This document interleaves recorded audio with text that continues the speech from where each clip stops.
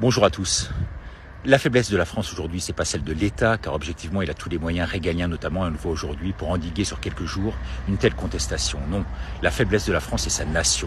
Plus de valeurs, plus de culture, plus d'identité, plus de religion, et plus de respect ni de l'histoire, ni de nos vieux. C'est pour cela qu'aucun pays européen ne pourrait vivre aujourd'hui ce que l'on vit à travers de tels événements. Car l'Espagne et le Portugal sont des nations, l'Allemagne est une nation, l'Italie est une nation, pour ne citer qu'elle. La Suisse aussi, la Belgique malheureusement beaucoup moins. La France n'est plus une nation, plus de culture ni de tradition.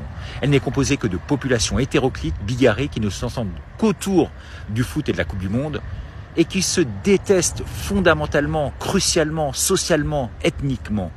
Tout cela a été bien voulu, entretenu par une caste bourgeoise née sous Mitterrand, reprise par Sarkozy, Hollande et qui ont complètement dénaturé le pays à travers ce petit roitelet aujourd'hui à l'Élysée. Hier, on me disait ce que tout le monde semble dire, les racailles sont d'origine africaine. Mais comment se fait-il que lorsque vous allez au Maroc, en Tunisie, en Algérie, vous aurez sur place une paix royale et que pratiquement jamais vous n'aurez aucun problème de sécurité, même en étant blanc? Ce ne sont pas des racailles sur place, ce sont des gens doux, affables, au regard gentil, généreux. Et on nous fait croire aujourd'hui que l'islam c'est la terreur. Non, les Arabes et les Noirs, musulmans pour la majorité, ne sont pas des voleurs. J'ai vécu en Afrique longtemps. Comme nos autorités et la presse nous poussent à vouloir nous faire croire et à nous monter notamment les uns contre les autres. Ce sont que des jeunes sans repère dans nos banlieues, ni religion, que l'on a voulu sciemment ghettoiser, qui foutent la merde aujourd'hui. Vous pouvez vous balader à n'importe quelle heure aujourd'hui dans les rues d'Alger, de Tanger, de Marrakech, vous n'aurez donc aucun souci. Parce que ce sont des nations autour d'une vraie identité, d'une culture, d'une religion, d'une vraie justice qui tiennent, fédèrent les peuples et ne veulent en rien ce mondialisme. Ils luttent contre ça. En France, on a tué le spirituel. Leur guerre, elle est avant tout spirituelle.